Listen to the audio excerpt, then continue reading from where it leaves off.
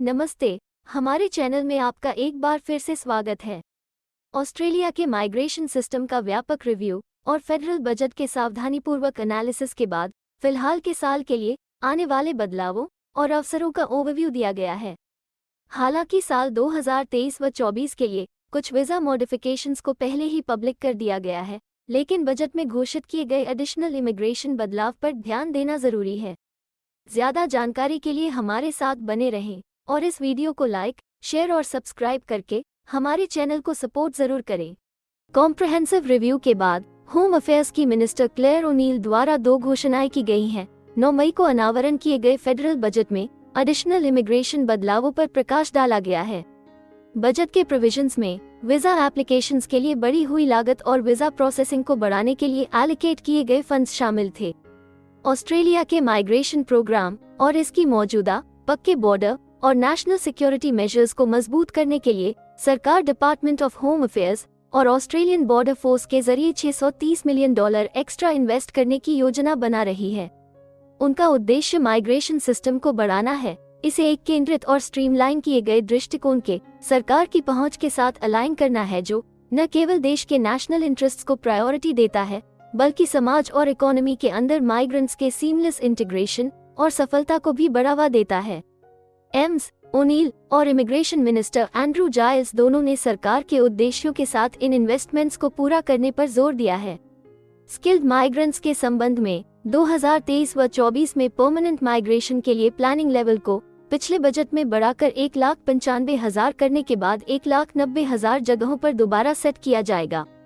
इन स्थानों में से लगभग 70%, जो कि 1,37,100 जगह, लगातार स्किल की कमी को दूर करने के लिए एलोकेट किए जाएंगे। यह आंकड़ा 2022 व 23 के प्रोग्राम में स्पेसिफाइड 1,42,400 जगहों से मामूली कमी दर्शाता है।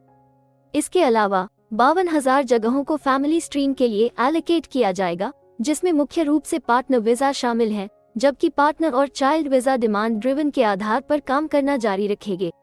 1 जुलाई तक फेडरल सरकार विजिटर, वर्किंग हॉलिडे, वर्क और हॉलिडे, ट्रेनिंग, टेम्पररी एक्टिविटी और temporary work short stay specialist visa के साथ कई प्रकार के वीजा के लिए वीजा एप्लीकेशन फीस बढ़ाने का सोच रही है।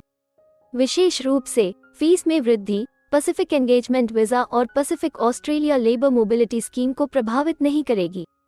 सरकार इन फीस की वृद्धि से 5 सालों में जुटाए गए अनुमानित $665 मिलियन का इस्तेमाल वीजा प्रोसेसिंग के समय में सुधार करने और अन्य सरकारी प्राथमिकताओं का समर्थन करने की योजना बना रही है। वीजा प्रोसेसिंग को और अच्छा करने के लिए सरकार ने 2023 व 24 से 4 सालों में $125.8 मिलियन दिए गए हैं।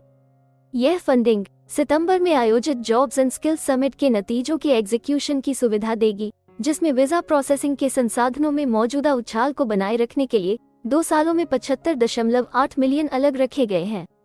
4 सालों में एडिशनल $50 मिलियन, इसके बाद हर साल $15.3 मिलियन के साथ माइग्रेशन सिस्टम की इंटीग्रिटी को बनाए रखने के उद्देश्य से बदलाव और कंप्लायंस एक्टिविटीज को मजबूत करने के लिए डेडिकेट किया जाएगा।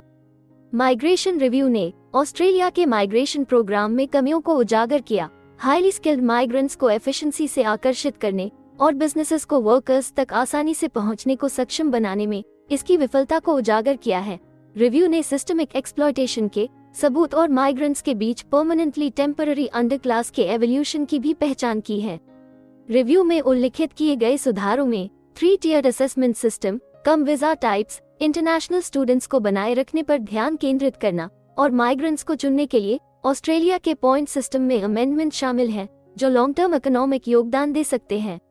सरकार की माइग्रेशन स्ट्रैटेजी में मुख्यधारा के टेम्पररी स्किल्ड पाथवे की शुरुआत, स्किल्स असेसमेंट के दृष्टिकोण में सुधार, पुरानी और इनफ्लेक्सिबल ऑक्यूपेशन लिस्ट को खत्म करना और सभी स्किल्ड वर्कर्स पर स्पेशल और हाईली स्किल्ड वर्कर्स के लिए एक सुव्यवस्थित रास्ता बनाना शामिल है।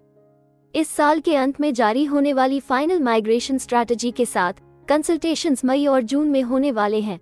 माइग्रेशन एरिया के एक प्रमुख व्यक्ति मिस्टर रिजवी ने सहमति व्यक्त की कि बजट में उल्लिखित बदलावों से परे और बदलाव लागू किए जा सकते हैं, क्योंकि सरकार रिव्यू की सिफारिशों को लागू करने के तरीके की डिटेल्स पर सावधानीपूर्वक काम करती है।